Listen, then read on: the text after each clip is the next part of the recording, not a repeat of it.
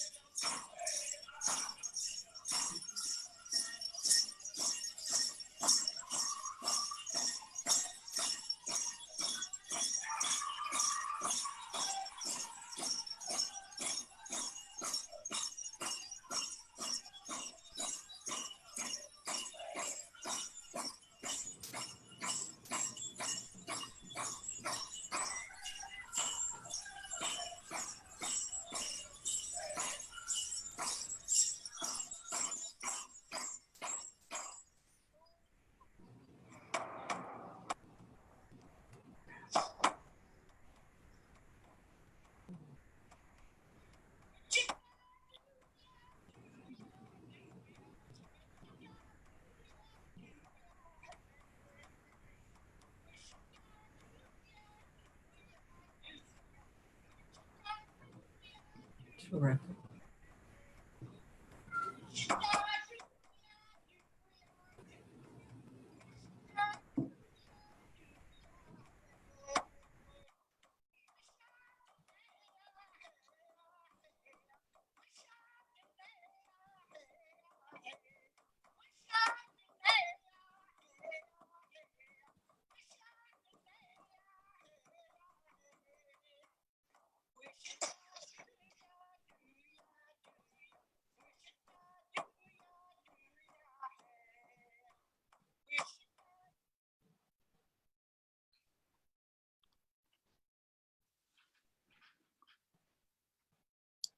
Okay, so don't know what happened to the second part of the audio for that. Our apologies. If you when you're have time and you're interested, if you go on YouTube, that the second part is a water blessing that was done in City Park a couple of years ago.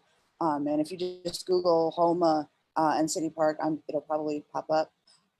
So my name is Karel Sloane-Boekbinder, and I am the Arts Services Coordinator at the Ashe Cultural Arts Center. And now we're going to do a brief intro video to introduce today's program and our artists. And I'll be following that up with an introduction of our guest curator, Gason Ayisyin.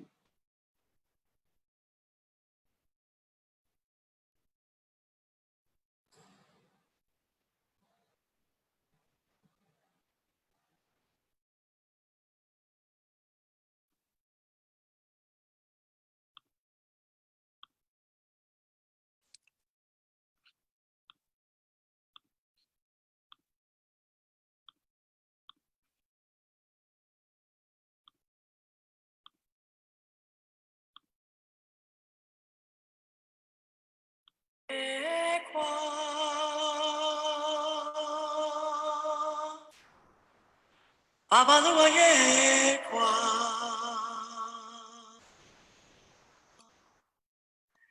Babaluaye kwa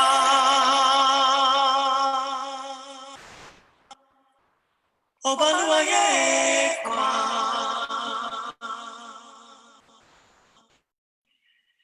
Ekwa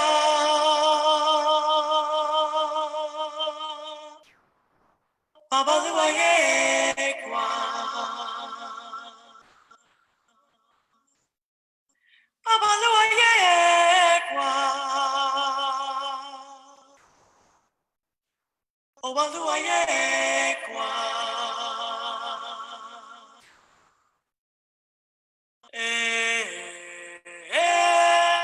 Ekwa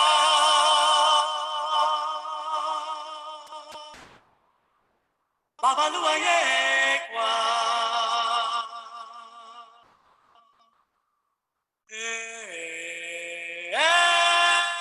Ekwa Babaluaye kwa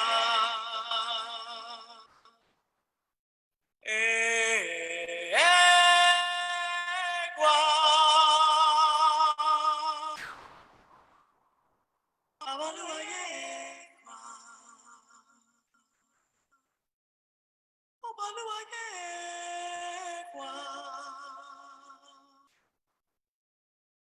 Babaluaye kwa Obaluaye kwa Babaluaye kwa Ekwa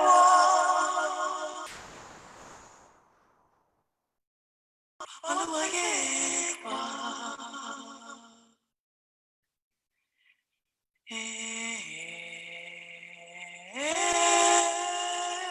Ekwa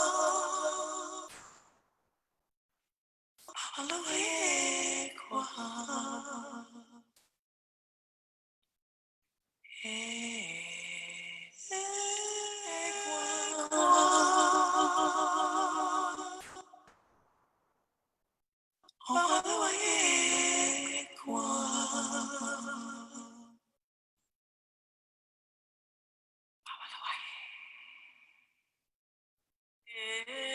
kwa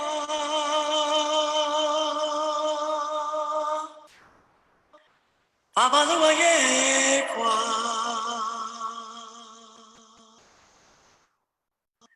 Babaluaye kwa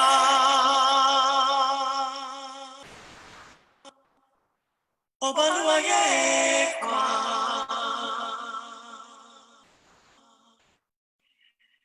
Ekwa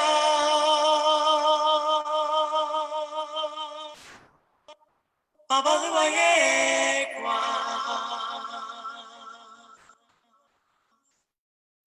Babaluaye kwa Obaluaye kwa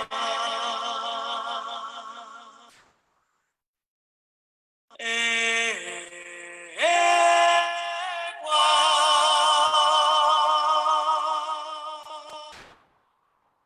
Babaluaye kwa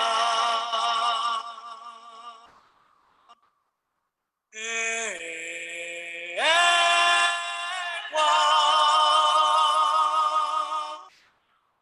Ekwa Babaluaye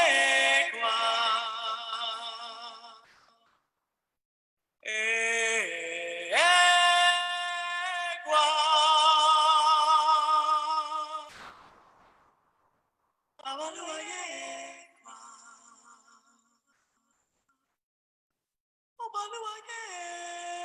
kwa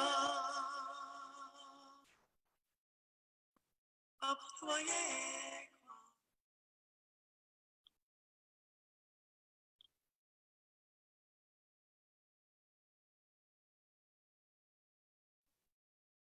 Okay.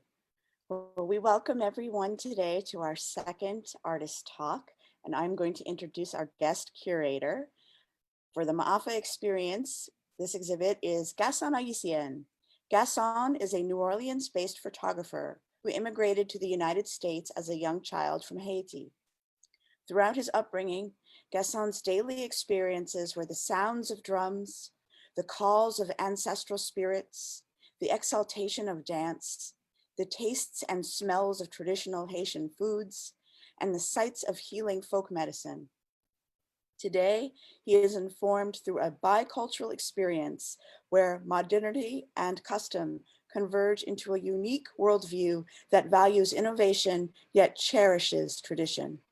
Gason's work embodies the gratitude he feels for his childhood experiences and the importance of culture as an anchor of fortitude throughout one's life. He sees cultural learning as a lifelong practice that cultivates different levels of understanding and changes shade with every generation.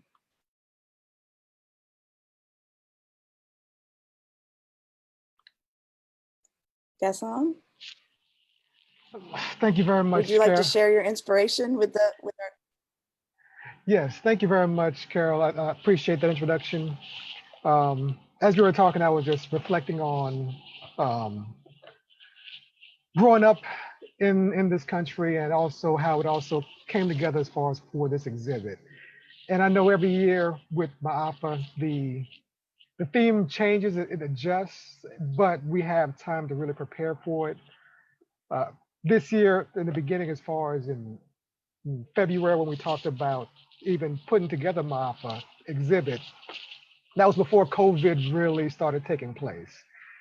And once COVID became a concern as far as just gathering and people coming together, just being able to do Maafa, as far as being able to think about those that we lost during the transatlantic slave trade. How can we come together to heal? How can we come together to remember and be able to move forward? So it was definitely a struggle trying to figure out how to put this exhibit together. But through the helps of working with Carol as well as with Hollywood, Frederick Dillon, says thinking about doing this virtually. Now, mind you, this was definitely my first virtual exhibit. I didn't know how to create one in a sense where you're not necessarily just looking at the images and appreciating the work that artists have put together, but also being able to really be immersed in a gallery format and have that sense of um, presence and energy coming from the work that was presented.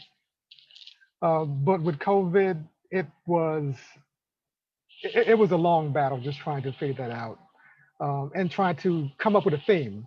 And the difficulty within that, just watching and looking at Facebook posting, social media people, it was all negatively from individuals passing, how we were getting restrictions as far as movement, loss of jobs, and then you couple that with police brutalities, and you're seeing all this horror and mistreatment of so many individuals, and it was making it difficult to even post about or even talk about positive things in your life. I remember seeing a post where individuals wanted to share a graduation, but they didn't know how to convey that. And they felt ashamed to do so because there was so much hurt out there. But it was a struggle within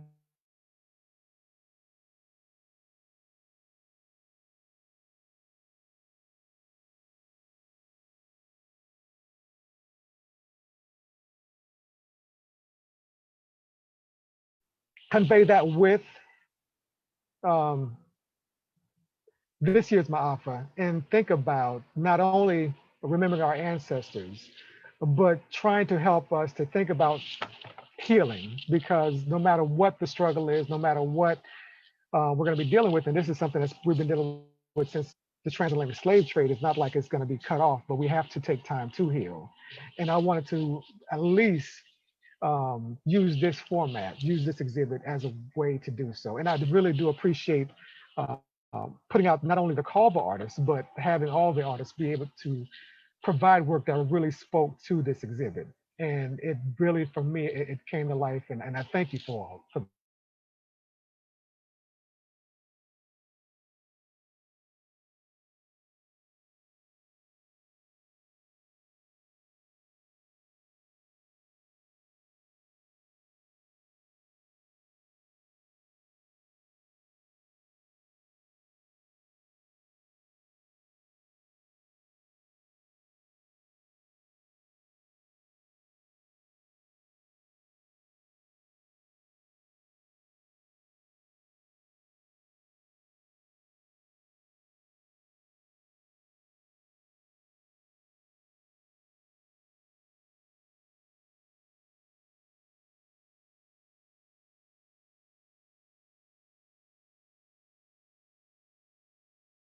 Oh, technical difficulties.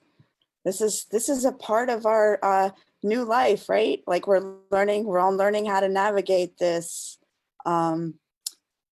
this challenge of dealing with communication. So Gason, I'm sure will be back in a moment. And while he is figuring out how to reconnect here, I'm going to introduce our three artists. Whoops, this is a text from Gason, sorry. All right, he says, okay, he's logging back in. And in the meantime, I would love to introduce our three fabulous artists for today. Drék Davis, there ain't nothing but sweet inside my hand. Drék Davis is an associate professor of art at Grambling State University, and he believes in creating art that will stimulate conversations and stir a response in viewers. Davis likes to explore the way politics and spirituality are addressed in society and the influence of African-American spirituality on Southern culture. In 1926, W.E.B. Du Bois wrote, "All art is propaganda and ever must be, despite the wailing of the purists." Davis believes Du Bois understood that Negro artists have a responsibility to people who look like them, to serve some sort of larger purpose and create art that is not just aesthetically pleasing. By igniting the conversation, you are changing the world. Davis said, even if only in a small way, getting people to interact with each other can be magical. And our next artist is Alina Allen. Alina Allen welcomes you to her journey, a journey of healing. Art has always been an important part of her life.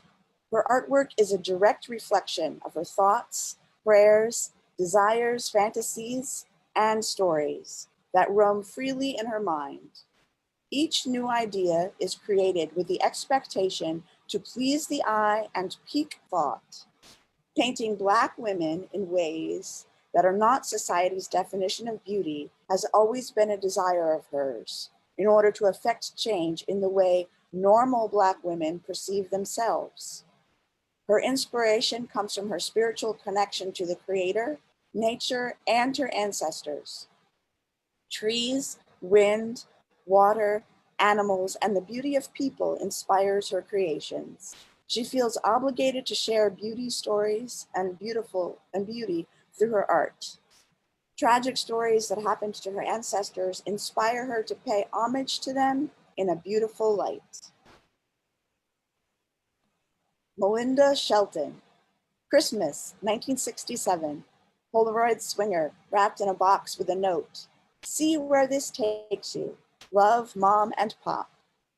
10 seconds, and there's the action-stopped black and white photo for every scrapbook. Let's not discuss the chemicals.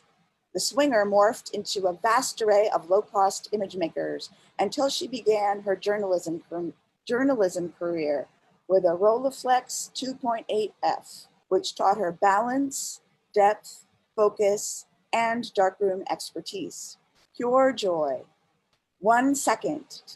And now in the modern day, her students have guided her towards iPhone technology. 1 second to take an image that changes a life, makes a statement, gives shelter from life's storms. With her iPhone and trusty Nikon DS200 and Nikon DM, she changes lives, captures reality, is radical and invisible. Understand the power of images. She is mighty. Thanks, Mom and Pop. And Gason is back on. Yay, Gason. All right. Hello, my system decided to reboot itself. I do apologize. All good. So I've just introduced everybody, and I was going to open up our discussion with a question. So if you want to lead off with our questions. And so I thought what we would do is the artists will share their responses, and then for each question, we'll take audience feedback. Whoever on Facebook, I forgot to mention that, Hello, everybody on Facebook. If you have a question for the artists, or if you have something you want to add after we've discussed each response, we're going to be monitoring the Facebook feed, and we would love to hear from you. We would love to hear your questions or your comments or whatever you would like to share. Okay, I'm going to turn it back over to Gason. Hello, everybody. I do apologize again, but I am back. And I would like to start my question when it comes to the topic of healing. First person would be Alina.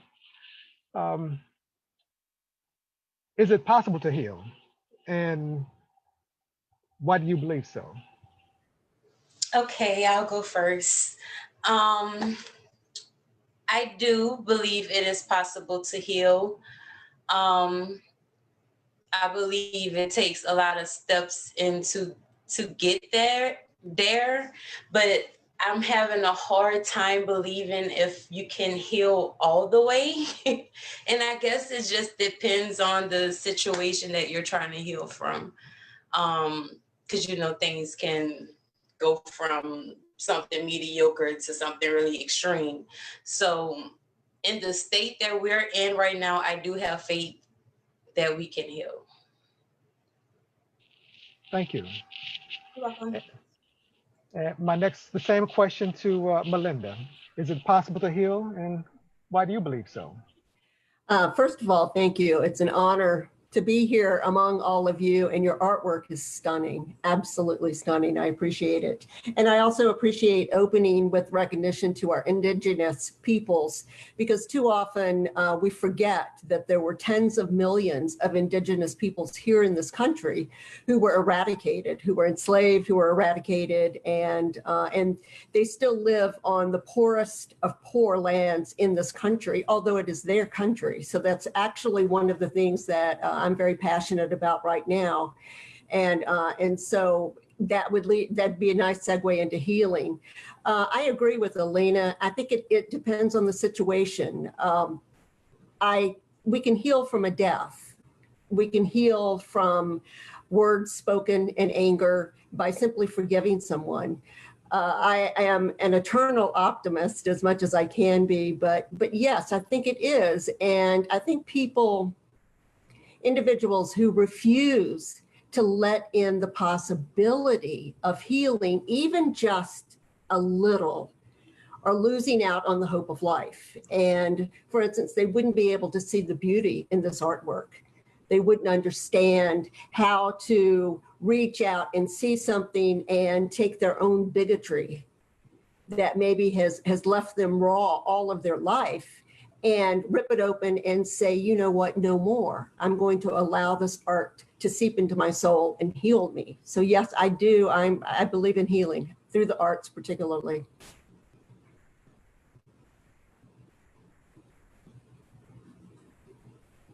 Okay, I'm unmuted now. Thank you very much. I do appreciate that response. And the same response for Drék as far as, is it possible to heal? And why do you believe so? Sorry, I was still muted. I agree with Alina and Melinda. I think in the simplest answer, the answer is yes, of course, but it also depends upon the individual acknowledging what kind of baggage they're carrying and where the trauma comes from, and acknowledging that there's something that needs to be addressed. I think that's part of the human existence, is recognizing that you may be carrying things with you that don't belong to you. That have been gifted to you through family experiences or interactions with others in society, and needing to shed those things. And unfortunately, it takes some of us a long time before we realize that those things are weighing us down. And then you have to do the work to figure out how to unburden yourself and what amount of your personality and your well-being has been integrated with all these things that you've been shouldering.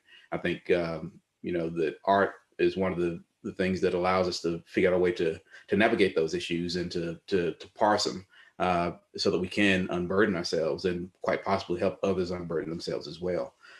So it's a matter of individuals, acknowledging that there's something wrong, that there's something happening in their space, emotionally, mentally, physically, spiritually, that needs to be checked, and figuring out how to handle that. Thank you very much, Rick. And I would like to follow up with any Facebook fans or followers if they have any questions, or what are their thoughts as far as the possibility of healing? Is it possible to heal, and why do any of you believe so? And this is going to be provided by Morgan, Melinda.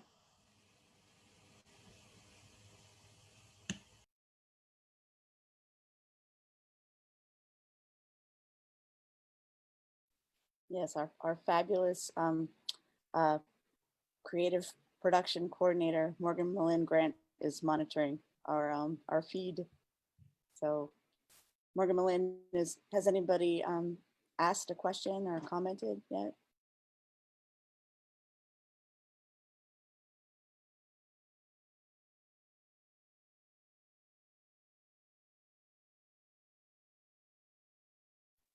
Okay, I think we're going to move on and if they do, we could always add them and ask the questions later. But I want to follow up again with the next question. It's going to kind of piggyback on what I'm starting again with Alina. And with this possibility of healing, the second would be, how can healing start? And I want to also include within that question, I was reading over your bio, and one of the things that you mentioned as far as how you use art as a form of therapy for yourself. So in knowing that, how would you start your healing process, or how can one start the healing process? I believe it start with healthy habits. You have to start taking better care of yourself mentally, physically, emotionally, and spiritually. For me, it started with my art. It was a great form for me to release that anger, to release those negative emotions into something beautiful, and to turn it into something beautiful. That's my main goal. I don't want to, put something out there that can not be healing. That's my main goal. My next series is the art of healing. So for me, it started with therapy.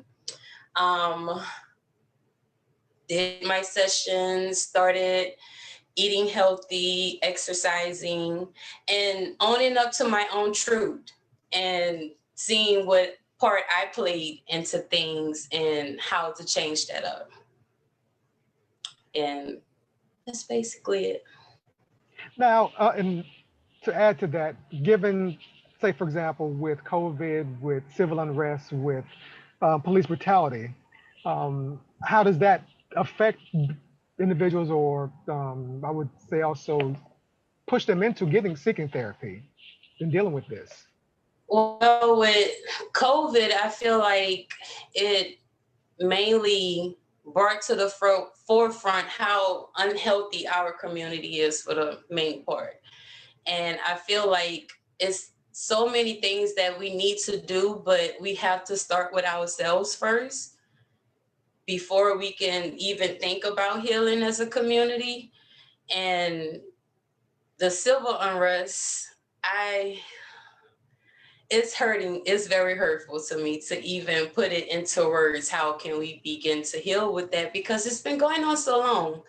And at this point, you can say any and everything, but what is the solution? And I honestly don't have it. I honestly don't know. Thank you, Alina. I do appreciate that. Similar question for Melinda, but I also want to preface how can healing start based on you had a random encounter with a group of young Black men, which is also spurred the art, the piece that you submitted within this exhibit called Spread Love. You watched them as far as they were really embracing their youthful energy, but at the same time, you witnessed repeated racial microaggression that was taking place from some white people in the area at the time. So given that, and also generally speaking, how would healing start when it comes just in relation to that? Well, you're right about my encounter with these young men. It was really quite delightful and very unexpected in City Park here in New Orleans. And I had my trusty iPhone with me. And I taught at Xavier University of Louisiana here in New Orleans, and I had the privilege of teaching and meeting hundreds of very, very talented young African Americans, young Asians, and that taught me that my story is not their story, but I can hear their story. And I want them to understand a little bit about me. When I saw these guys and I came up on them, I didn't have a mask. I was out walking and two of them had masks and they were just joking around. And one of them said, "Take my picture." So he went over and he sat on this bridge, which by the way was built during the Works Progress Administration in the 1930s. And when the nation employed a lot of white men to bring them out of the economic depression. And just the way it all combined. And one of the guys in the group, he said, "Man," he said, did you see what it said there? It says freedom for all. And I told them, I said, I remember, not so much in my lifetime, but I remember when you would not be welcomed here at all in this public space. You would not be, it would not be safe. And I asked for permission to take his photo. And as I watched around us, which was not surprising, a lot of whites with, young white women with their children taking the wide berth around. These were rambunctious, happy, energetic young men is what I saw, and they saw the threat. They didn't see a young man with a mask on that was not fearful.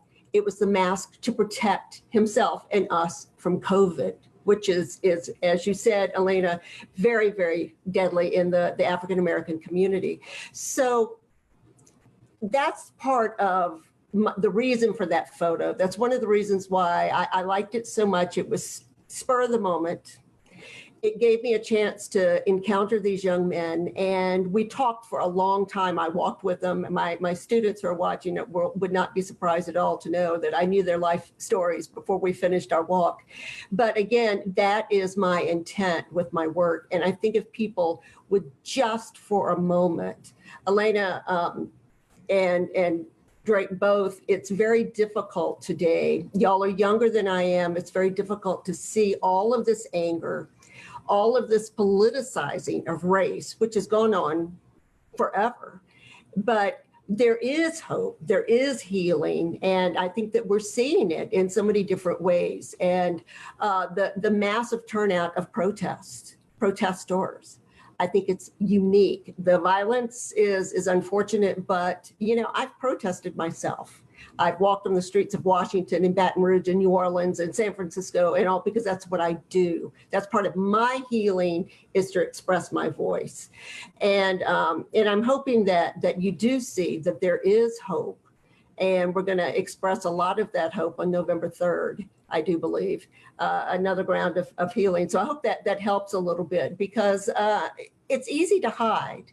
It's easy to sit back and let your anger fester and let your racism grow larger, as I see it happening in my own family. It's very difficult to take, but I think us on an individual level, and then collectively with people like us, like-minded us, that we do have a chance to heal and help so many others heal in the process and make change.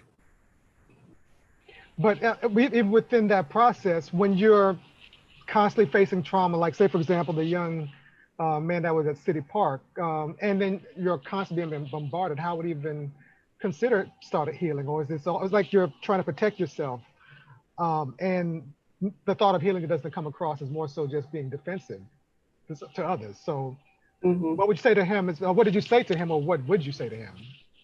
What, for his healing to begin? Yeah. I think it did. I think his interaction with this white woman who was sweating profusely and who stopped and engaged him and said, "Oh my gosh, wow, this is awesome." And I explained to them about the WPA and the historical significance. And see, it was dialogue.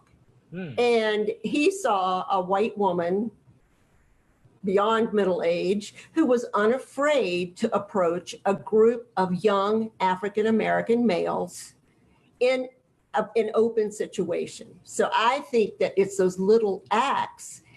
Maybe he'd never, who knows? That is my belief. That's my hope. And we did have some wonderful conversations. And one of the young men did say, I think these people over here are scared of us. And I asked him, I said, what does it make you feel? And he said, well, they don't know who we are. And I said, that's true. I said, they don't know who you are. And I said, neither do I, but I like you. And it's so frustrating, I guess, because I have been open my entire life to making new experiences and tackling my own innate racism that's there. It is there. And but learning ways to come around it, even the smallest or the largest actions that I can possibly take. I don't care if it begins with one person that I'm being kind to, or a group of young men who are being absolutely hysterical in their antics, and made me think of the days when I could do what they were doing. And it reminded me of my students. So again, I think it begins, I truly do, on a personal level, just that moment of letting down the guard and seeing the possibility. And I think that I saw some of the white people, particularly young mothers in the park, who stopped walking away and stood. And I think that too was a chance for them to say, what is this woman doing? And they're not, how about that? They're having a wonderful conversation.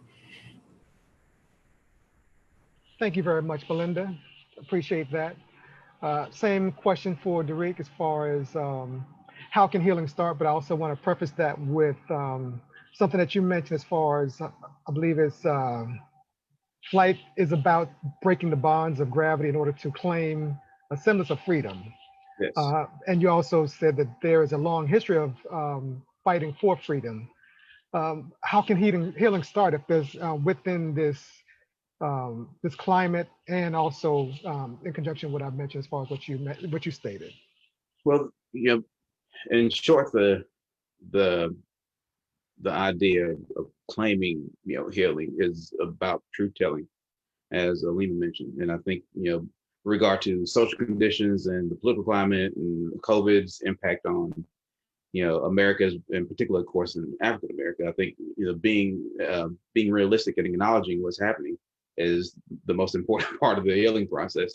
I had an experience as an undergrad, which really catalyzed the way that I think about how art can function, and how in particular I wanted my work to function with some cohorts in my course. I was making this work for my senior exit, and I hadn't really thought about, what the impact of the work would be, because I was making the kind of work that I wanted to make to satisfy a requirement.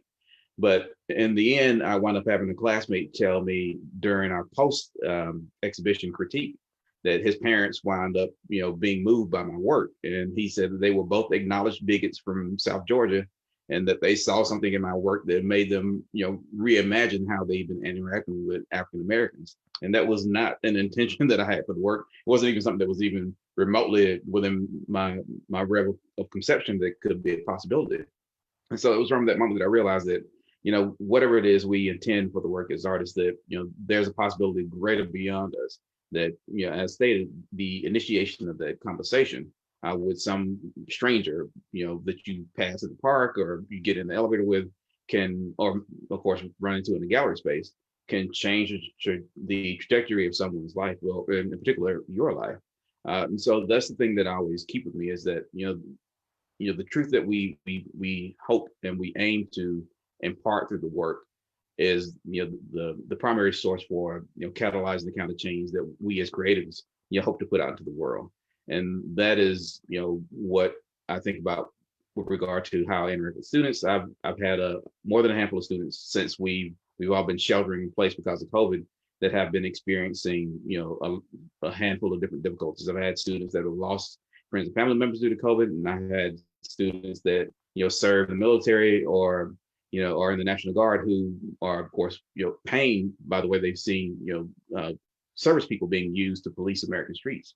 And, I had one of our majors in particular in the visual and performing arts, who was pretty much in tears, and in her recounting how she felt when she saw those, soldiers on the street in DC, that, here she is serving to protect America. And now she feels like all that energy that she invested has been thrown back against her to demonize people that look like her without any cause. And so, the thing that I told her, the same thing I tell all my students in any other case, is that whatever you're feeling, whatever you're thinking, is that you need to acknowledge it, one, and the best thing to do is to put it in the work and work it out in the process, and then see what comes from that. Because whatever you put into that work, if it is real, that it will impact someone else the same way that you were impacted. And that's part and parcel of the way that I think about how to process ideas with regard to aiming for truth that can possibly initiate some sort of healing on some level as people interact with the work or just in general conversation with individuals that I come in contact with. Those pieces that are in the show were made for an exhibition at the Monroe Airport here on the north end of Louisiana. And it was kind of obvious to me that I had to do something that dealt with flight because it's a gallery space in an airport. But also I was interested in the irony of this idea of freedom being available to people in a certain class, right? Not everyone is available, is able to walk into an airport and hop on a plane because it's a class-based kind of activity. This idea of freedom being available to people that are enslaved in bondage, through the transatlantic slave trade or some other type of bondage, is also something that is a class-based type of flexibility that people just don't have. And so being able to claim that freedom, being able to disassociate one from, not necessarily disassociate, but being able to acknowledge the situation that one is in and being able to claim your own agency is what I wanted to try to instill those pieces with, while calling on the ancestors and acknowledging the work that people have done before to liberate themselves and trying to figure out how you can access that power, access that energy and that knowledge and make it yours so that you can get to where you want to be in the world. And a lot of that, of course, is also reflected in our current situation. Some people, I should clarify, seem to think that we're traversing waters that we've never been through before, and that there are things that have to be done that people haven't already figured out, and that a lot of the struggles and tribulations that are happening in society right now have been dealt with before, right? That we've seen people come before us who had to deal with these same issues and figured out a way to coalesce with others to chart a path forward. And it's a matter of whether or not we acknowledge that we want to try to take some of those similar paths or do something completely different and try and reinvent the wheel. And I think that's part of the larger issue with regard to healing, is that we're regularly trying to find other ways to solve problems that we already know how to solve. If we listen to our intuition, if we listen to the people that have come before us who've already shown us the way. It's if the answer's already there, why do we keep going? It's like we're caught in this loop. Yeah. How do we break that chain? I'm not sure. Not in the collective sense, quite honestly, because humans are creatures of habit, and they tend to want to do what they want to do, regardless of how obvious the answer is. I think it's kind of like being an artist. It's about the problem solving for some people. They'd rather chart their own path and deal with the headache and the heartache in order to figure out what's going to work, to make sure that it's going to work for them, as opposed to taking an option that they've seen work for someone else. It's completely counterintuitive, but people do it all the time. And I have a lot of students that do it all the time. You can tell them what the simplest way is, but they're going to do what they need to do in order to figure out what works. And I think that's just part of the human experience. That's how people grow. But when you're talking about things on a macro level with regard to socio-political change, you would think that more people will be interested in finding the shortest route to get to the solution that we want to get to. And you just can't seem to get some people to do that, unfortunately. So, you just have to let them go in their own way and hope that you can find some like minds that want to make it easier on themselves so that you can all get to the destination a lot quicker. I like that you mentioned, as far as when it comes to the artwork that you created, it wasn't necessarily about trying to inspire or heal anybody else. It was your own process and what you were able to create. But then when you put that work out there, as artists, it's amazing how it touches individuals so deeply and in ways based on their trauma, based on their relationship, and how we're creating therapy with art. in doing so. And I think it's difficult to try to, it's harder for, I guess, would be to create work specifically to heal someone else. But when you start healing yourself, I feel that it automatically really starts to touch a lot more individuals that way. And I thank you for that. But I also want to touch base on what, when it comes to the airport, I like how you mentioned as far as the class, as far as when first class, economy class, and individuals who's never been on a flight at all. So you talk about would that's, I guess, no class. So how would it be more of a, have to create like a socialist type of system that would allow everybody to be able to take part, or how do we balance these divides? I think, well, I don't know. That's a good question because when I first landed in Louisiana, I had a handful of students, in particular art majors, who said pretty explicitly, just because of the way they were raised and socialized, that they really didn't have any interest in doing any kind of major travel. Whether it be by plane or by boat. They said everything that I need is right here. In this particular place where I come from, and I think in a broad sense, that's the way that a lot of people think, just because of practicality. We live a workaday existence in a lot of segments in America, and so hopping on a plane is not something that really crosses people's minds. Let alone being in an airport where you're going to see some artwork that may be relative to what takes place in that space, or that speaks to the community that you live in. So I think part of the answer, if there is an answer, is that we have to change the way that we think about what it means to make a life in America first, before we can start talking about how people think about what it means to be able to be able to hop on a plane and go somewhere on a vacation. I think that's also part of the conversation that we're having about COVID, is that there are so many divisions in the way that society is structured that we don't understand what the impact is with regard to the economics that define where people live and how people live, and all the other things that we may or may not be able to have access to. But I will say, because of where Monroe's airport is, that there's a lot of traffic from the public, people that may or may not actually be remotely interested in hopping on an airplane, but they know there's a gallery there, and they can come and see and experience things that they wouldn't necessarily have direct access to if they had to go further into Monroe, or go to Shreveport, or go to Lafayette or something, right? So that space serves a variety of functions. It lets people coming into the area, there's culture here, but it also lets the people who live here know that there's culture here that can be reflective of you and your interests. Thank you very much, Drék. I'm gonna open up the floor to Morgan Melinda to see if any Facebook comments or questions based on Yes, what we. she's posting them in the chat. Gason, if you open the chat, you'll see there's actually several. Do you see them? Okay. Oh, okay. All right. Let's see a chat message from Layla Goddard. The thought of healing offers so much hope. Healing is continuous. Human to human interaction reopens and closes wounds. Even when you think you are done, there can be a person that provides a new viewpoint that's not so healed yet. Sean M. King. Hope is hard. I'm so grateful to artists like y'all to get me through COVID, civil unrest, and police brutality. All right.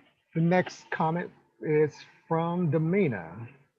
I do apologize as far as the last name. Carol Sloane. That's Demia Kambubi. She is part of our communications team. Thank you very much. Demia Kambubi. And unfortunately, there are people who profit from other people not being able to heal. So those people and those systems work to make sure that the kind of healing that liberates people doesn't happen. And Sean King replied to Demia, I agree. Sometimes it seems impossible, and I'm in awe of those with so much optimism. Thank you very much, Facebook viewers. And we're going to move to the next set of questions. I'm going to start again with Alina. This question is, what does healing look like to you? For me personally, healing, one aspect of it is how you react. I take more time into reacting. I think a lot before I react. I'll remove myself from the situation before I react.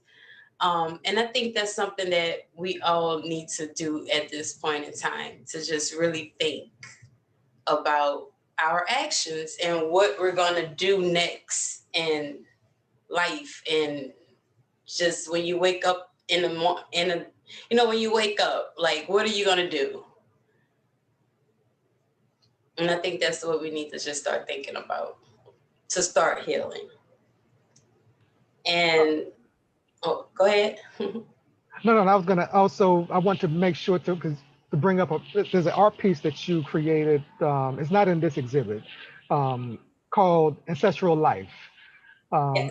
And that piece was attributed to you, as far as when you experienced losing a child. Yes, I've actually had 4 miscarriages. Still don't have any kids, but that piece was a tribute to our ancestors, our mother of gynecology, who was worked on by Dr. Sims without anesthesia. So when I started painting that, I didn't know at the time I was in the process of losing a child. So it all kind of just went together perfectly in a way. But it was so emotional for me to learn the things that those women went through, and to find out that we're still going through that in the medical community. Women, far as birth, is horrible. The rates, the statistics are horrible when it comes to the number of deaths or just complications and everything that goes along with it. So yeah, that piece was extremely healing for me. Once I finished it, it was actually around the same time that I finished going through that situation. And it was my first painting that I did, and the first painting that I put out for the first time with you guys at the Maafa last year. So ever since then, it was a jump start to my career and the healing process at the same time. And that's what I try to use with every aspect, everything that I paint. Try to put something personal into it that heals me at the same time. And I want to also pick up, because I have had conversations regarding the trauma of losing a child, or even going to the doctors, say, for example, as a woman or as a person of color, and having to force someone to listen to you, being able to, and I mentioned that especially with COVID, being able to think about the symptoms and everything else. As far as that trauma, it's like, how do you also, as a people or as an individual, have to balance that healing and also not being heard based on whatever pain or trauma you may be going through? That is something extremely difficult, because I never thought about how hard it is for Black men to go to the doctor, because they have that fear and that trauma also, because you're not being heard. They listen to you, give you whatever prescription, and send you on your way. And the problems get worse. We're being misdiagnosed. They're taking years to treat us with something that they could have done the first time if they just sat there and listened.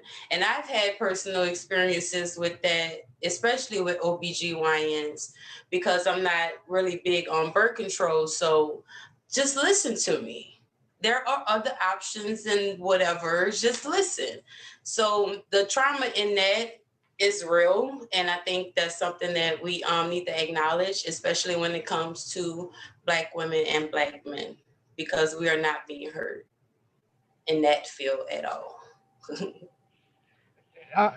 I love what you mentioned there. And one of the things that it made me think about, go back to Melinda, as far as the simple, like, just listen to me and just listen. And that in itself starts the healing process. And it gets to a point where you're trying to express and try to say something is almost combative, where we're not open to or receptive to that dialogue, the communication. Thank you for that. And the next question is going to be for Melinda. Same question as far as what does healing look like to you? I think healing to me looks like action. And Elena, I want to say the composition of you inside your paintings, that is your story. It is extraordinary. You fit perfectly, and you're reflecting what you're saying. And I think what happens is because we do have so much discrimination, and it's nothing new. And we don't have enough students going to college who are students of color, and they need to go to medical schools, and they need to get out into the communities so they can be heard and better serve their communities. I think that needs to be done. And that's the first step in healing. And what I like about what is going on now with the anger that we're seeing to Breonna Taylor and the countless other acts. I was a reporter for many years and covered criminal court. And when they would bring in African-American males into a courtroom, and the jury, despite the selection process, would be predominantly white, and usually predominantly male, unless it was a rape case in which they would make sure it was a predominantly white female jury. And I would think then it doesn't matter what this individual or this individual's attorneys say. He is convicted. He is guilty. And that's the way I saw that. And I really, quite frankly, haven't seen enough changes. I have some students who are attorneys, former students who are now attorneys, and that gives me great hope because they are listening to the community. They're changing the laws as best they can. And I think every moment that we see 1 second of video from a protest is offering an opportunity to someone who normally would close it out, blinders on. That's an opportunity to learn, to see just for a second. If it's anger, they're feeling something at least. And then if they follow what's going on, and I think that more people are healing because they are being listened to. Does that make sense? It's hard to say because I am white. I have white privilege, obviously. I was for many years part of the gay rights movement because I'm a lesbian. And so I understand that angle of fighting for rights, for jobs, employment, and even doctors as well. Oh my gosh, the male doctors, it's forget it. And again, I think that we need to just take that second, take that photo and look at it and listen to it and understand, look at that piece of art. I flew out of the Monroe, I went to Northeast back before it was ULM, and I flew out of the Monroe airport one time. It was not exactly a great experience. I felt like I was in a cow pasture, but so I would willingly fly in there now, Dre, to see your artwork. And I think that knowing where that is, you have made a tremendous move toward healing in that part of our state. I know where you are. And I think that is again, us using art to heal. So I applaud you. I almost want to fly into Monroe, but I don't know where I would be going. Now, you brought up Breonna Taylor, and you have family that received $12 million. They have laws and certain things as far as no knock. But even with all that, what does healing look like when you're still not given that justice or that you should receive?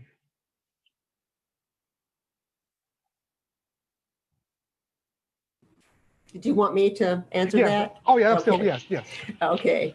I have to admit, the Breonna Taylor shooting has, I have family in law enforcement, and like I have family in the military, and I'm very proud of my family. And there were so many dynamics at work there that should never have been allowed to happen anyway. The no-knock warrant is in many states against the law, in many cities against the law, and for good reason. One of my nieces is an attorney, and we've had an interesting discussion. She said, what do you think should happen to the police? And I said, well, you know, they didn't break a law. They had every right under the law to do what they did. They were shot at, they returned fire. And I said, and unfortunately, most unfortunately, there was a death that was unnecessary from the very beginning.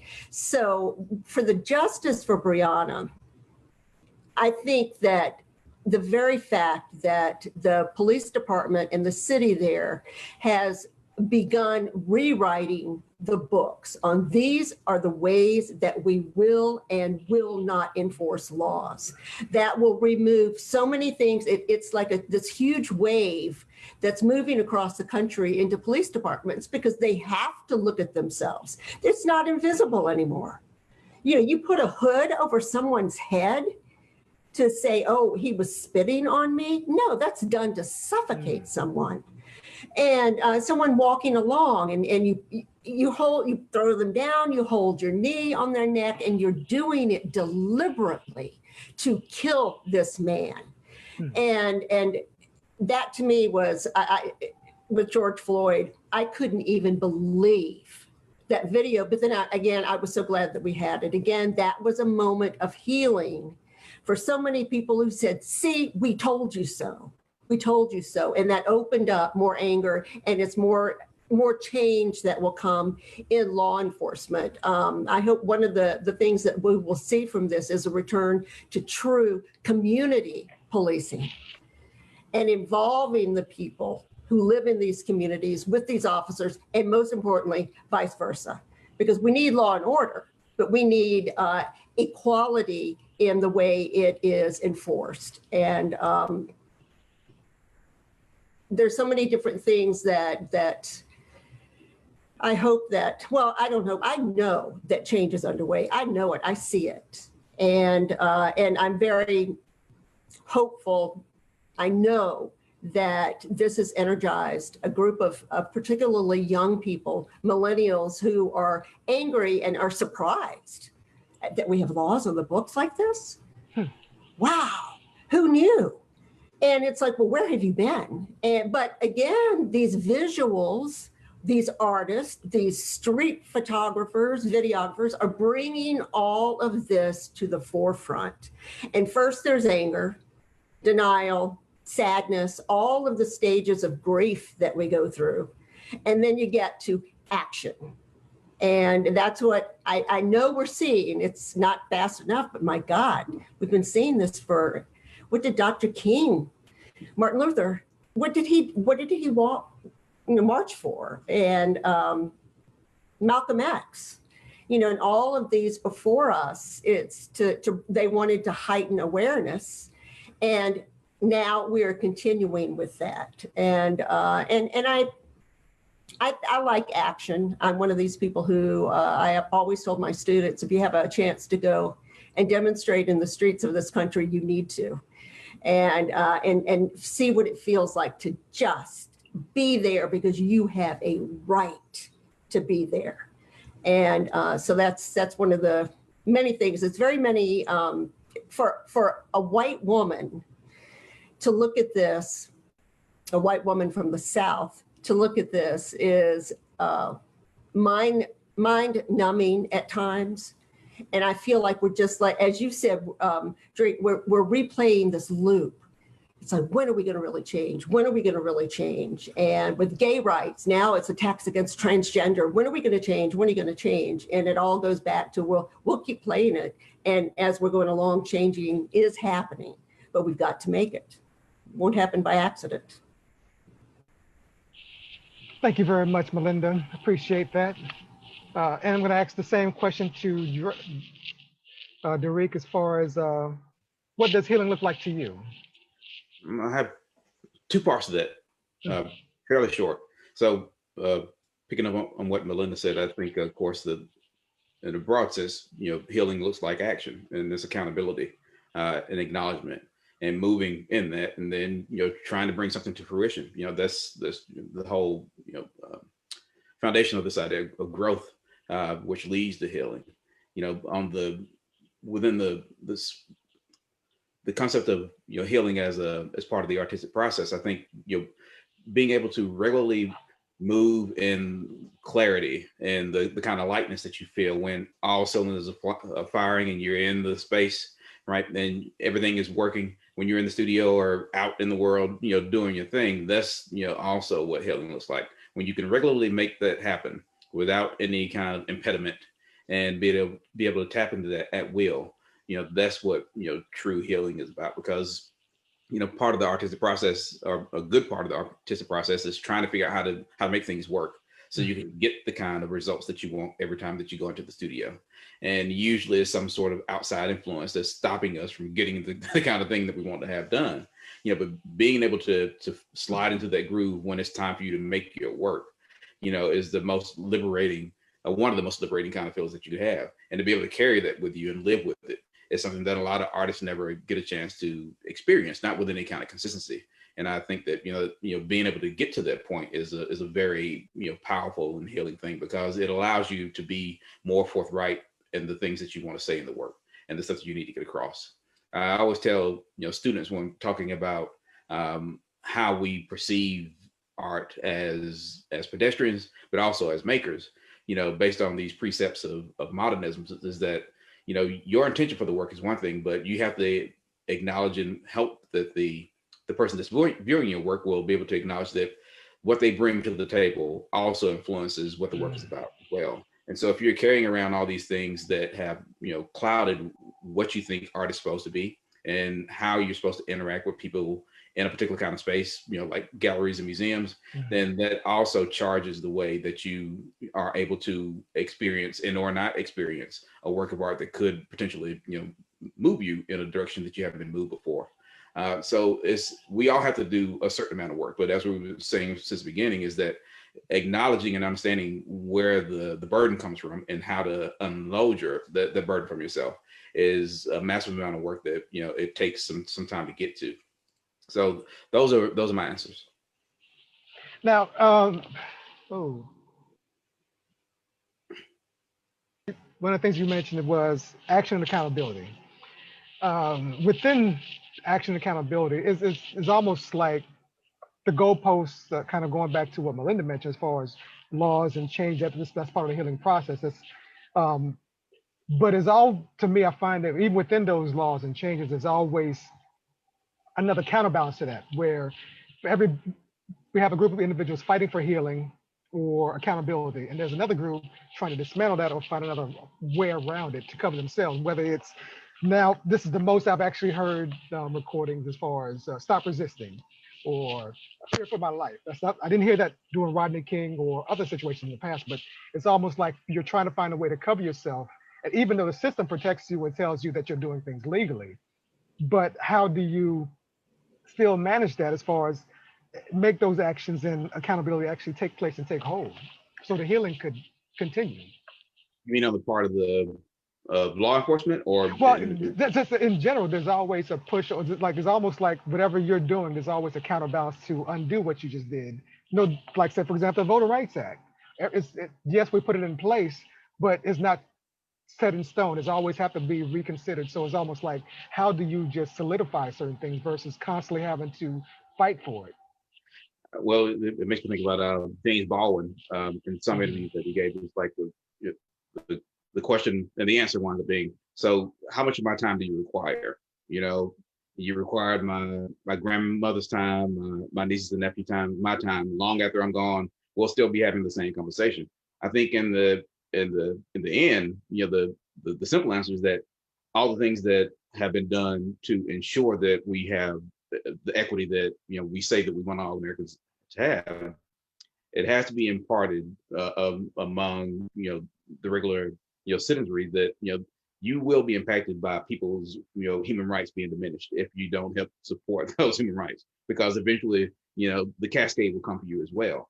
And I think that's part of the the broader idea of what we're dealing with the way people have been responding or not responding to COVID, is that some people just think that that nothing can touch them, that they're impervious. And this is kind of the way that I think about how students respond to requests for things, right? It's like it's never going to affect me. I may do it or I may not do it, and then something happens, and then they wish they'd taken your advice and heeded the warning. It's the same kind of thing. Is that some people are intent on believing that all of the fuss is much ado about nothing, and that this hue and cry about people's rights and freedom and lives mattering is for nothing, right? The people are exaggerating until something happens to their specific segment of society, or something happens in their family. It's like some of the individuals that we had in this area when the COVID number spiked, because Monroe was a hot zone.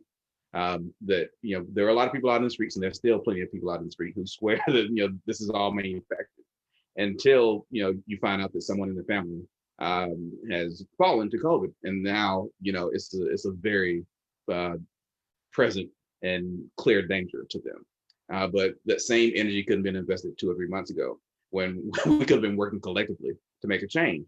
It's the same thing with the way that we think about rights with regard to law enforcement. Is that as I stated, people have to be made aware and made to believe that if you don't support all human rights, then you will eventually fall prey to the same kind of tactics that you're allowing to happen to other people.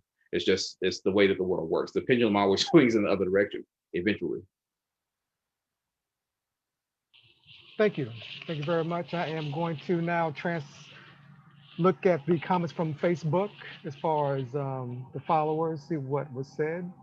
The next comment is from Demia Kambubi, and this is, wow, that's deep and powerful, Alina. Big, sweet love to you. The next person is Layla Goddard. Absolutely agree, Alina. Our bodies and voices are not and have not been valued for so long. Keep telling your story, keep telling our story.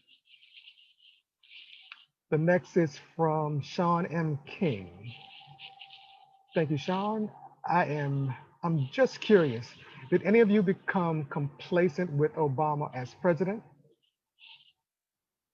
Anyone? That's the first question he has. And then he says, do you think the struggle was done, or was it always obvious to you that people of color were still oppressed?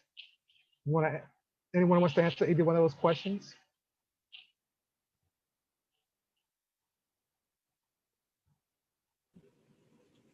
Anyone want to go? Go first. Well, I'm a guarded optimist. So, I was never, sold that everything was going to be magical. That's just not the way the world works. There's no panacea that politics can provide. And so, we hope that, for lack of a better word, and I hate that I use that word now, but we hope that the things would go in a particular direction. And we found out that, for the purposes that all politicians are politicians. That's how they get the job. Mm-hmm. And so I think the broader thing to remember is that, at the end of the day, the responsibility still falls with the people. And I think, that's what, Melinda is echoing, is that, for all the concerns and the needs that we have, at the community level, at the state level, we have to hold these politicians accountable. If there's a space they can occupy, then there's a space they can be removed from. But the part of the deal is convincing regular American citizens that, number one, their vote counts, and that their voice counts, and that their action in the street counts. You see in the opposition that people have to all the public art that's sparked in the wake of George Floyd's death and Breonna Taylor's death. It's like, if art doesn't matter, then why are people trying to stop you from putting it in the street, right? If it's just the painting. It's the same thing with votes. If votes don't matter, then why are people trying to keep you or keep certain people from casting them? And it's interesting, especially in areas that are supposed to be progressive, that are supposed to be liberal, that are supposed to be full of allies, that you hear a lot of the loudest noise coming from those spaces. We've had it here. I'm presently working on a Black Lives Matter project with Artist Collective up here. and we ran into all the usual, roadblocks that you might imagine. But it's highlighted the fact that, all the things that we thought, all the change that we thought had come since the time of Obama that people swore by in this part of Louisiana doesn't exist. It was completely ethereal, right? And it was completely transactional. And all those folks that, not, I shouldn't say all, some of those people that said they were allies and friends have, receded deep into the background. And you become acutely aware of who your supporters are.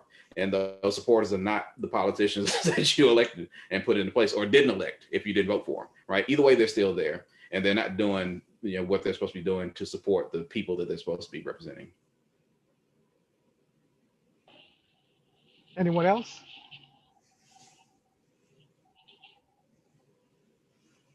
And I'm gonna say something on that as far as when it comes to Obama as president. I'm also ditto as far as Drék. As far as for me, when it comes to elections, especially on the presidential level, it's I see a lot of individuals want to galvanize and go to the polls at that time.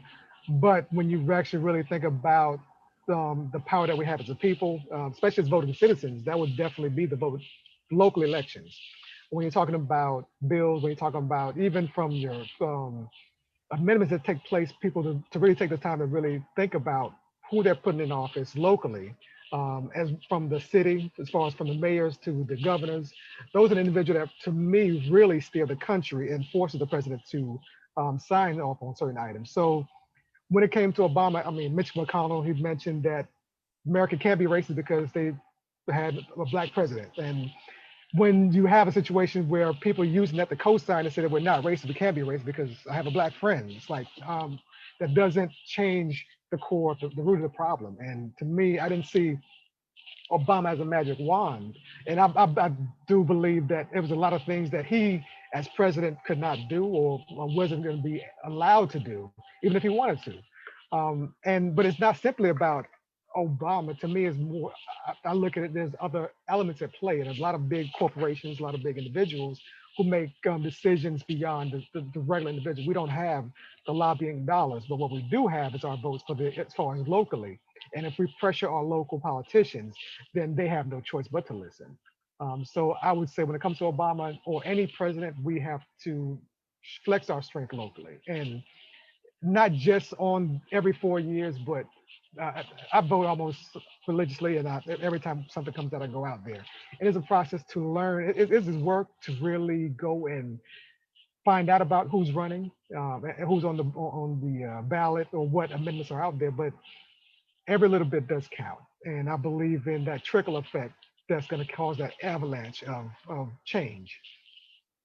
Do I think the struggle was done, or was it obvious to you, people of color, that we're still oppressed? For me, to me is absolutely.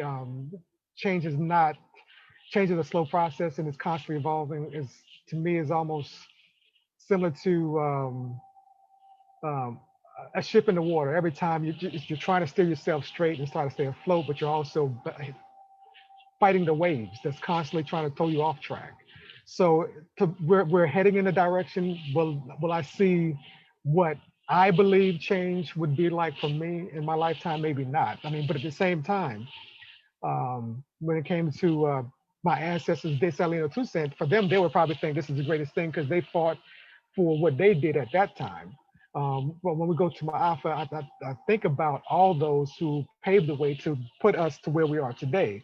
And every generation would believe that they've done what they could for themselves. And we automatically pick up those batons because we realize there's certain things that they're either too exhausted to fight for, but we see that needs to be changed, and we just move forward and do that. It's going to be a constant evolution of fighting for that, and still in trying to make things right, or hold people or the system accountable. And I say the system just going off of what Melinda mentioned, when even though Breonna's boyfriend shot, and he was right, he was doing what was legal as far as protecting himself, and they were right for shooting back at him and killing someone, but then they were wrong for shooting the wall. So it's like, but everything is all on the semantics of the legal doctrine. So it's like everything is all about the laws and rules. So it's like voting, is being active as far as when it comes to community meetings, all of that does matter. And marching, to me, I believe is important. We all have different roles. As artists, we have our role as far as to push that message forward. Writers, military, it affects us all in different ways. So it's not about it not being there, it's more so we're doing our part to continue to move forward and make that happen. And I'm going to continue with the next Facebooker. That comment was from Layla Goddard. She said, "Thank you, Melinda. You're right about the type of healing. Tragedy challenges a lot of cancers that have been hiding, often in plain sight. In our society, having a conversation for change brings that healing." Thank you, Layla. I'm going to go to the next set of questions for Alina. This is going to be, how do you know if you're healing? I think you know when you do things differently than what you would normally do. For me,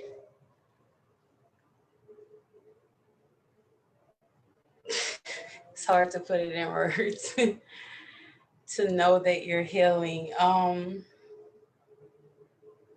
It's definitely a feeling that you get once you start acting and putting certain things into play to heal yourself. Once you start actually doing that work and, you know, completing the work and not just starting it and pushing it off to the side, like actually facing what you need to face and work on it. And again, it start with yourself. You have to face your fears, face your own truth to start healing. And we all need to do that.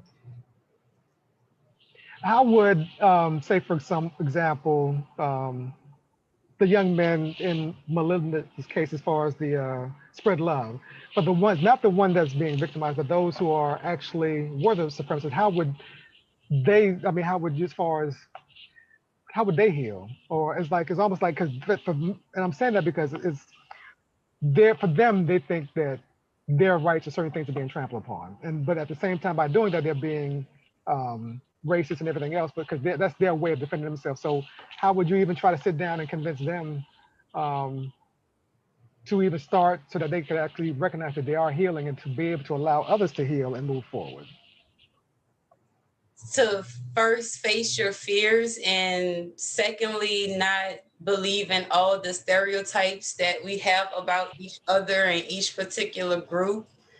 And I believe that's where a lot of our fears come from, because it's just stereotypes. You don't know me, I don't know you. And the only way to find out is if we communicate and talk with each other, or just listen to each other. And that's the main purpose of this piece, is that I want you to look at my art and say, oh, that's a beautiful Black man. But you see the same Black man on the street, and I want you to get that same beautiful feeling that you saw when you see him right here.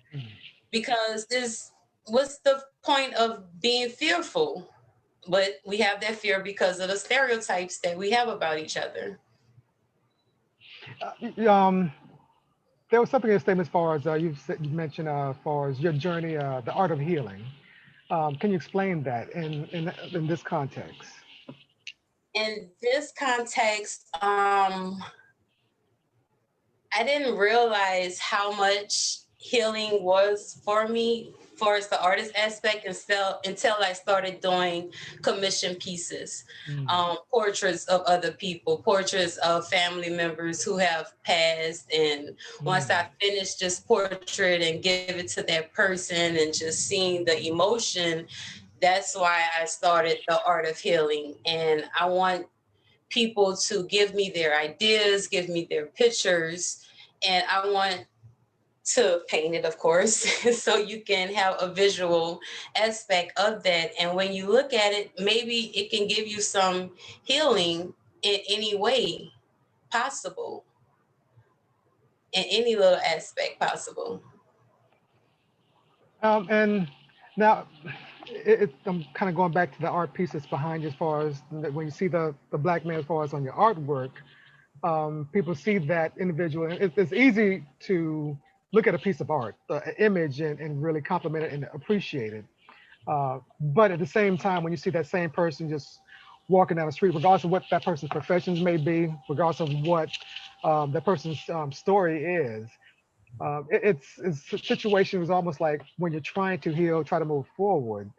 I'm trying to see how do we still balance insecurities, and I'm a preface and say, like, I used to work for the government, and in working for the government, I was in charge of a certain division, and even myself, it was I didn't realize how psychologically the society affected me. Where when I saw just a regular security guard just passing by in the evening, and then I automatically had a reaction, and it wasn't positive, and it wasn't positive because I didn't feel right about that. And then to me, that sat with me for a long time, just trying to evaluate my own personal reaction and how that all affected me as an individual. When as far as the person, I didn't know who was in the vehicle, I just saw the lights, but at the same time, I'm still in the right, I'm still walking, I'm still doing what I'm supposed to do. But it can be difficult to see what healing is or feel it when you don't realize how trauma, whether it's psychological, whether it's been passed down as far as your parents telling you how to react to other individuals in the streets because they fear that you may not come home. So I'm trying to find out from you as far as what are your thoughts on that as far as just trying to balance being yourself, trying to heal, and at the same time still dealing with those traumas of society. It's definitely hard. And again, I just feel like we just need to be truthful to ourselves at the end of the day. I really don't have a direct solution for it, of course, but I feel like it's just honestly being true to yourself, not believing in all the stereotypes, because like you say, you get apprehensive about being around a security guard. It's just a normal reaction because of the trauma. I've done it. I've never been to jail. I've never been handcuffed. I've never been stopped by police. But if I see the police, of course, I'm going to have some type of insecurities about it because of everything that's going on and has been going on. So it's the trauma that we need to address. It's the trauma that we need to heal from and not get over, but try to find a solution to those problems. Thank you very much, Alina. Thank you. But I have the same question to Melinda. Um, how do you know if you are healing? I know in my case, when I can feel empathy and when I can step into someone's, not into themselves, but when I can hear what they're saying. One of my favorite human beings on this earth as a young man, I had the privilege of getting to know quite well at Xavier University. His name is Eric Craig. And I watched him arrive in the university as a young Black man from Los Angeles with braces, and he just matured. We even toured China together. You know, this was just an extraordinary young man. And recently he wrote a piece about microaggression. And it was something that happened here in New Orleans after he had graduated. And I direct messaged him back going, oh my God, did I ever commit microaggressions against you? And I would imagine that my students would say, yes, you did. And that was my fear. It's like, oh my God, you know, what do I say? How do I do this? So one of the ways that I know I grow as an individual is when I can step back for a second, acknowledge my own internal fears, my own internal biases, my own internal racism that I have, my classism, all of this, and then have empathy and say, you know what, I'm going to look at this differently. I'm going to feel about this differently. I cannot imagine, I think about my parents. We grew up in Shreveport, and not a wealthy family, working class family, but I can guarantee you my parents never told my brothers, you be careful out there. You know, they're going to be looking for you, and because you're white, because you're in this car. And they would tell me, you be careful because you can be raped, you can be hurt. We don't want that call that you have put yourself in a situation. But it's not like when I heard the Atlanta mayor say, you know, have that talk with your children, and say, I had that talk with some of my students about going into neighboring Jefferson Parish. It was like, oh my God, you've got to understand that is not Orleans Parish. The law enforcement there is different. They will see you as young and Black. They will pull you over, and your rights have gone out the window because that is their history.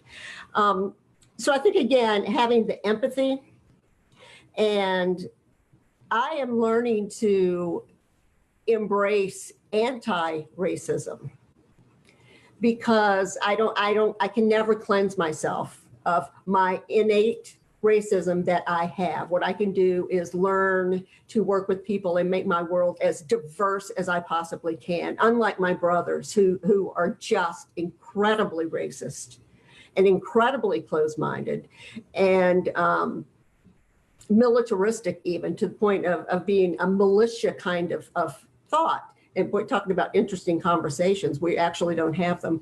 But so again, for my healing, I'm embracing anti-racism. I want people to challenge the media. The media are not fair. I was a media person. I was trained as a journalist, and media is still white. It's still white male. I have students who are out there, but they'll tell you too, they still in 2020 are a minority in those newsrooms. That's why our street reporters, as I call the people out there capturing all of this, they're making history the way it's happening. It's history as it is real. It's not history as the white men want us to remember it, because it's edited by them. This is our history, y'all's history, and individuals' history. So challenge mainstream media every way you can, and take that action to the street, take it to the, like you said, the local governments, take it to your community, take it to your church, take it to your mom's house, and everywhere that you can. But again, I think the healing, we've got a lot, I don't know that we'll all be healed, but I like to see, for me, just taking the action, recording my photos, encouraging others to do the same, disseminating the photos, and saying, don't trust Fox News alone. Watch it, yes, and CNN and others, but understand what their purpose is. And it's not fair media coverage. It's not. It's all about ratings. So this is where the Black press comes in. This is where all of these different mediums that we have are so important, because that's the healing through knowledge, and you're recording history for real. Does that make sense? I think it's very, very important. Thank you. And I want to also talk about one of your pieces, Horizon. The piece Horizon, you mentioned that you captured in Abiquiu, New Mexico, about a month after your mother, at 84, she passed away due to complications of healthcare coverage. And want to see how does that, when it comes to COVID, what can you elaborate a little bit more on that piece in COVID? I'm actually relieved that my mother died before we knew about COVID, because her health was so poor, and she was just access. Like I said, my parents are not wealthy. They both depend on Medicare, and in my mother's case, it was a matter of a doctor's error, because he is one of the most well-known doctors, if you will, for a particular procedure, a gallbladder removal that should have been pretty basic. But as I told him, when complications happened very quickly, because no one would listen to my mother, no one would listen to my father. They were invisible, as elderly people say, and it doesn't matter the race. It is, they don't see us. And our parents are raised to not ask questions or challenge. And I'm still quite disappointed in myself for not expecting more and asking more. And not long after my mom died, my father had emergency gallbladder surgery. And I told this doctor, it was a different doctor, I said, don't you kill him. We just went through this with my mother, don't you dare. But so when we went to Abiquiu, the trip was planned long before my mother became critically ill and died. And again, I turned to my photography, just as I did after Hurricane Katrina. And this house where I'm sitting now was completely flooded. And I turned to my photography, and I called it gutter art, to find some kind of solace and some kind of beauty out of sheer chaos. And in Abiquiu, one of the things I like about that shot is I've had friends say, was that sunrise or sunset? And I always say yes. And it's whatever you want to see at that particular moment with this, because if it's sunset, then it means you've made another day. If it's sunrise, what are you going to do with this day? And so that's what that particular piece is. And Abiquiu for me is a very spiritual place. New Mexico is very spiritual to me. I'm very interested in the indigenous peoples. And I wanted to go back to something else about politics real quickly. I will be so happy when we no longer hear the first Hispanic woman to be elected to Congress. You know, I remember Shirley Chisholm, for heaven's sakes, and oh my God, what a great first she was back in the day. But I will be so glad when we don't have the first Black president. And the first, hopefully someday in my lifetime, we'll have the first not white female president, but the first female president. And I see it on the horizon. I think Kamala would be just outstanding. And so again, that's to me, that's all healing. It's like the possibilities are there. We're going to have to make them happen and see them and call the people who don't want those possibilities to happen. We have to hold them accountable every single moment. Thank you very much, Melinda. Same question is going to be with Drék as far as how do you know you're healing? Oh, that's a good question. I mean, really, that's a good question. It's something that I haven't thought about because I'm not extremely vocal. Aside from when I'm in the classroom, I think, well, I don't think, I know that being an artist made me more of a talker, of a vocal person because of the nature of the discipline, but also because of making sure that I was connecting with people with regard to what I wanted the artwork, I wanted the artwork to come across. But, you know, so that being said, I don't spend a lot of time internalizing, you know, the things that make me uncomfortable. Well, I didn't used to until I hit like 40. And then I started thinking about everything, right? There's something about hitting middle age that makes you much more introspective and making you realize that you should come to grips with things. And there are not a lot of things that, you know, that really truly, you know, make me fearful. And I think fear is kind of the common thread that we've had running through the latter part of this conversation here.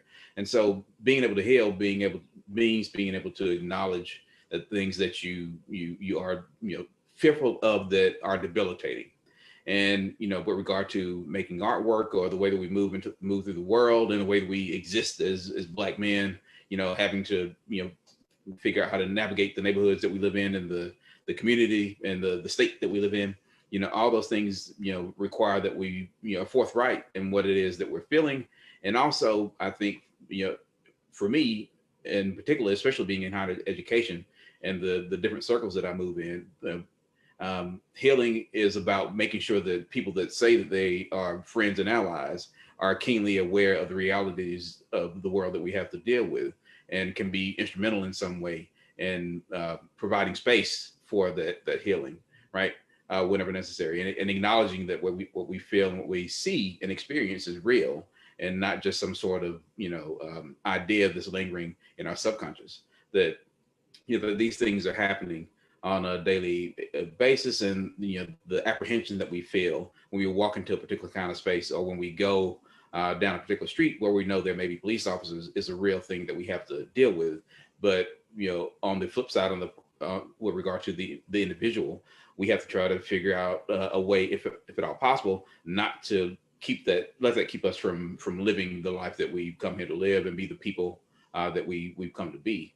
And that's where the real work comes in. It's like, how do you move past the real threat that some law enforcement officer may pose if you are exceeding the speed limit by whatever amount, and you have been perceived to have reached for something in your glove box that you weren't reaching for, right? These are things that I think about on a regular basis. This is not just anecdotal, right? And I live in what is considered to be a pretty decent neighborhood in Monroe, Louisiana. But there are certain streets in this neighborhood that I don't go down because I know that there are people that have huge Trump signs in their yard, as well as flags. They have Confederate, tags on their cars. And I know that, there's a certain, for lack of a better word, element in that part of the neighborhood that is not very receptive to me walking down the street. And God forbid that I'm carrying my camera that I take with me when I'm out shooting photographs. The creative things that we do to alleviate pressure, or just to be humans, can also be perceived as an instrument of danger, from far away or from up close. And so those are the things that are always, running around in my head, and I'm always trying to figure out how to navigate those things so that I can at least have some moment of peace as I'm moving, through the world on a daily basis. And those are things that, some of our friends and compatriots just don't have to deal with for obvious reasons.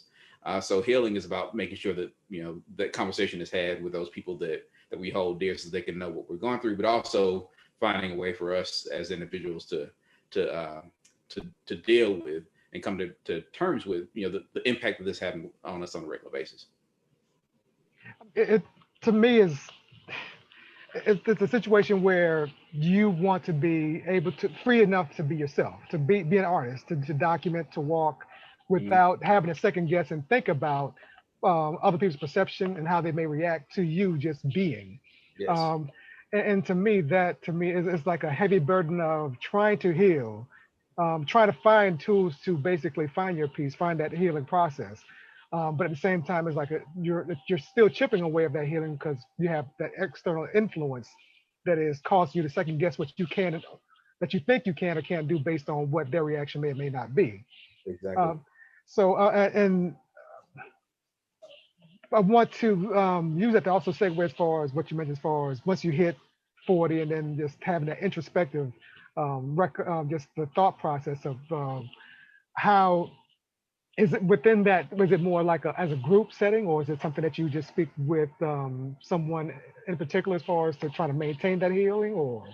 Well, because I'm a Cancer, it's primarily internal. I have friends and I have a lot of family, but I'm generally dealing with myself because I don't fool with a lot of folks when I don't have to. And a lot of that probably has to do with me being in the classroom all the time as well. And always on the phone at work. I'd like to spend time with myself to be able to process my thoughts. But, most of the young Black men that are in higher education in this area, I'm friends or associates with. And we're all around the same age and we're all dealing with the same issues. From undergrad to grad school to now being professionals in the workplace. We're all, navigating the same, ideas and concerns and trying to figure out how to make sure that those things don't become debilitating, but also to use those experiences to be able to teach life skills to the young men and the communities that we're interacting with, especially young artists, because the whole point of being an artist is to be able to express. And in dealing with undergrads, I'm always telling students that you're having a hard time making work because you haven't dealt with yourself yet, and number one, you haven't lived. And number two, you haven't dealt with all those things that, that may be part of family trauma and or history. And, part of the reasons that you think that you never need to leave Jonesboro, Louisiana, because everything that you have is right there. Right. And so in order to, and trying to remind students to do that, I'm also reminding myself that those are things that I need to do as well. Right. Because, we want to make sure that, it's not about making sure that students just walk across the stage. We want to make sure that they're whole individuals that can use their creativity to do the kind of things that we're trying to do here today, to free themselves and hopefully to free someone else, to be bigger, broader people, fully engaged human beings that go out into the world and make some sort of mark. Thank you very much. I'm going to now go to some of the questions from some of the Facebook viewers. This comment is from Sean M. King. Thank you for your response. You're so right, Gason, about local politics. They are so important. Thank you, Sean. The next one is from Demia. Thank you, Demia. Shout out to Demia, definitely been commenting. I appreciate both of you, and anybody else, if you feel the need, don't hesitate, please comment and we will do our best to reply. Demir mentioned we're all products of our environment and we all have learned biases. I 100% agree with Alina that the first thing we have to do is acknowledge them.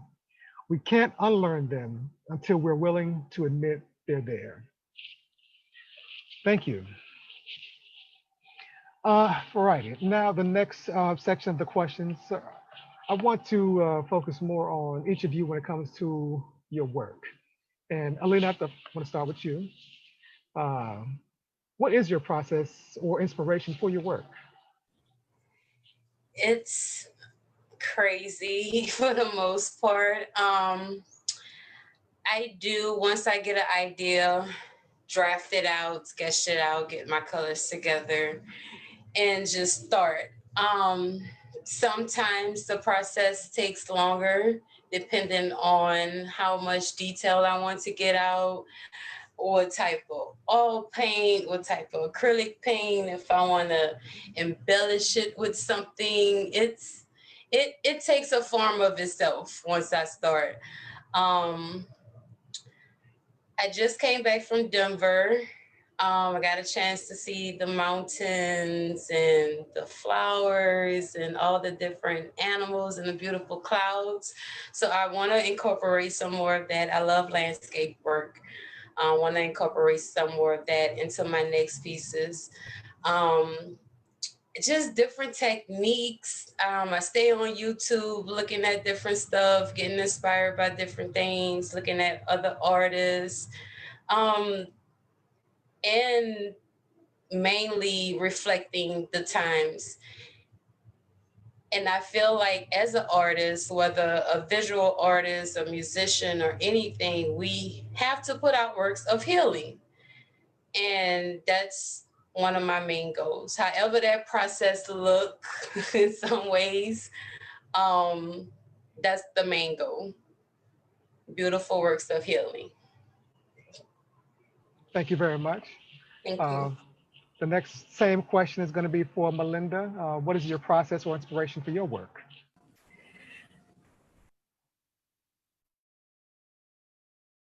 Unmute.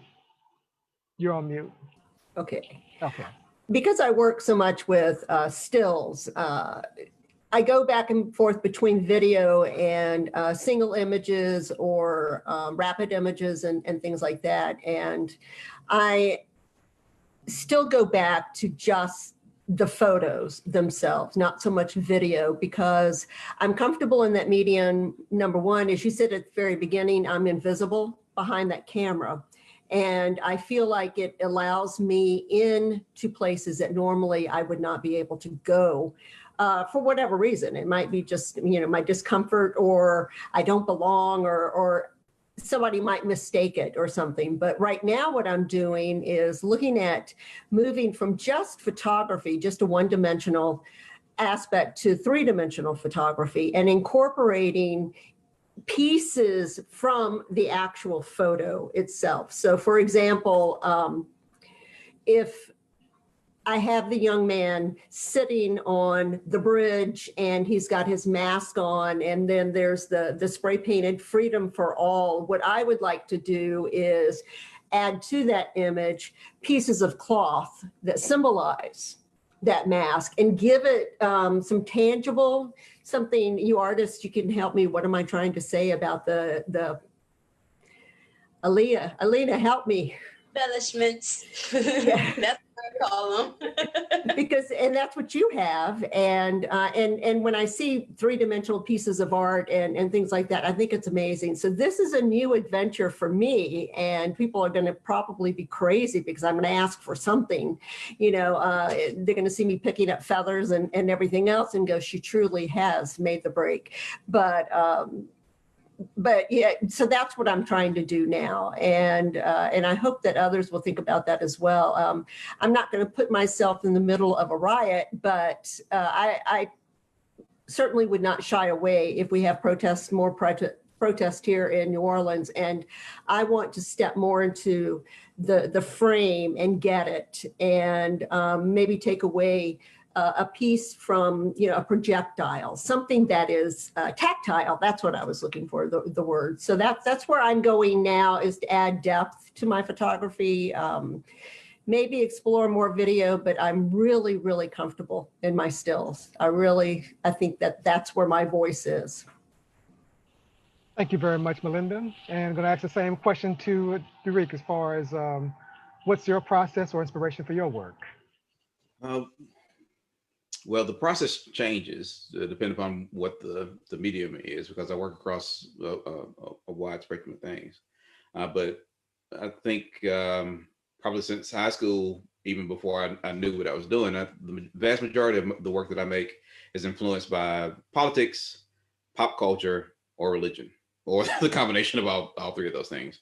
I'm heavily influenced by hip hop culture, so that explains a lot of how I think about the way that I approach work. With regard to subject matter, language, but also in the construction of things. I'm very interested in layering, which comes through in some of the fabric works that I create. But all of that is really influenced by my working with Photoshop. In undergrad, I was forced to take a Photoshop class by a drawing instructor. And, that really made me think about, not only the technical process, and dealing with the medium, but also, the intellectual possibilities of dealing with, literal and figurative layers of meaning, especially when you talk about the way that language is used. Being a Southerner and understanding the way that, the words are bent and stretched to mean different things, but also in the way that we do that with literature, with poetry, and of course with hip hop culture as well.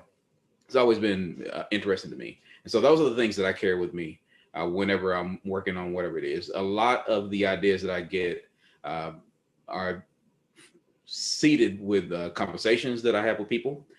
My being interested in puns primarily. I'm seriously heavily into puns because I'm always interested in how one thing can mean something and mean something else to someone else, and also be funny in an academic ed kind of way as well.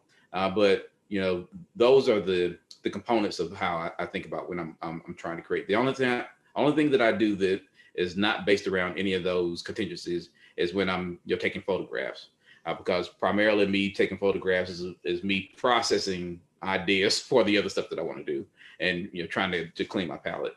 But 9 times out of 10, I wind up taking photographs of things that could potentially wind up being something else. I tend to think about the composition when I'm shooting photos as if they were paintings, because I don't have the energy or the time to paint like I want to. So I'm always thinking about photographs in that way, that this could be a painting if I were going to do it, if I weren't so lazy. So those are the places that I'm coming from when I'm thinking about the work that I make. Thank you very much. Now we have probably a little bit over 5 minutes left, so I want to also use a few minutes from each person to find out what do you have coming up. First with Alina, do you have anything coming up? Right now I have some commission pieces I'm working on, and I've also been doing photography, so I have some book sessions with that coming up. All right, and same question for Melinda. Do you have anything coming up that we should be on the lookout for? I want to go with Alina and see what she's doing, but and also with Drék. What What fabulous inspiration y'all have. Actually, what I'm working on is grant writing right now, and I want to get some money, of course, to continue with the story with my father and to write about his life. And he and I are very, very much alike, unlike me and my brothers. And we're alike politically. He accepted me as gay when my mother just went berserk. But he's 87, and he has literally, physically gone back to the very property where he was born, in a house. And so this is a journey with him that I'm taking. There's a family cemetery, very small, but most of the graves are not marked. And so it's a historical finding myself, finding him, what made me me, and how on earth do I coexist with my brothers who are so very, very different, and my family who's very different. So that's what I'm doing now. So shooting a lot of photos, a lot of video, and doing a lot of research. Thank you. And Drék, do you have anything coming up? Well, no personal work right now.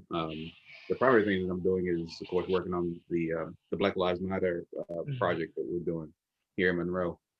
Trying to get ready to do the unveiling and trying to plan the subsequent community-based activities that are going to come out of that. So we're brainstorming and trying to figure out how we want to roll all that stuff out. But the main thing is working on that, making sure that when we hit the ground that we can have the steam that we need to parse out the work to the rest of the members of the collective, so that they can take on some of the charge and make sure that we keep this thing moving, so that all the work is not centered on one person. Because we have a lot of things that we're trying to do. We have a wide variety of artists and creatives that are in the collective that we're in, and everybody has different needs. And of course, they have different ideas about how they think we can serve the community. So that's what that's what I'm working on. That's what we're trying to make happen. And I'd like to add real quickly, Drék, as someone who was in that community 40 years ago when I was in undergraduate school, I find your work with Black Lives Matter a sign of such hope. It may be 40 years later since I was there, but it matters. And I am so impressed with the inroads and the continuation of that. So it's a very good example of a very backward, racist, white, although they might have not been white dominant in population, but certainly the culture was there. So thank you so much. I'm going to have to make another trip to Monroe. Come on down. It's different than what you imagine, that you remember, I should say. There's a little bit of progress that's been made. Probably not a lot, but there's some. Just enough. Thank you very much, everyone. With the last 2 minutes left, I want to pass the mic to Karel Sloane-Boekbinder. Yay. Wow, this has been like a feast. And everybody out there in Facebook land, we encourage you to share this link with your friends. We also encourage you to visit the exhibition if you have not visited it yet. And once you visit it, if we would like you to complete a survey. We really want to hear from you. We really want to know what your thoughts are, what your responses are to the exhibit. We're going to be doing 2 more of these artist talks. The next one is on October 10th, which is a Saturday. It'll be at 7 o'clock in the evening. And the featured artists will be Ishinapa Mabel, Christine Bro, and myself. And then we'll be doing one more on the 25th of October. That one will also be at 3 in the afternoon. And that'll be everybody, including Symphony Silv, who has not had a chance. That'll be the first time that Symphony is able to participate. So she'll be on and she'll be answering all these questions as well. We thank you for your comments. We thank you for your questions. We're in this brand new way of communicating and we're moving forward together, and that feels wonderful. Gason, did you have anything else you wanted to say? Let me read some comments from Facebook from Sean M. King. Says, wonderful forum. I'll be following all of you. Thank you, Sean. The next would be from Eric Craig. This has been such a wonderful panel. Thank you for putting this together. Thank you, Craig. Thank you, everyone, for following, for posting, for commenting, for viewing, and we do appreciate your attendance and those who will be watching this after this is posted again. Anything else from anyone Nope, else? Well, just check out Ashe. If you want to know how to get to the exhibit, if you go to our main page, ashecsc.org, it'll pop up. And then when you go to the pop-up, then you just click on it and it will take you to the exhibit. Yes. And we hope you have a fabulous rest of your Sunday. Thank you. Thank you, everyone. Thank you all. It was nice to meet you all. Nice Same meeting here. you.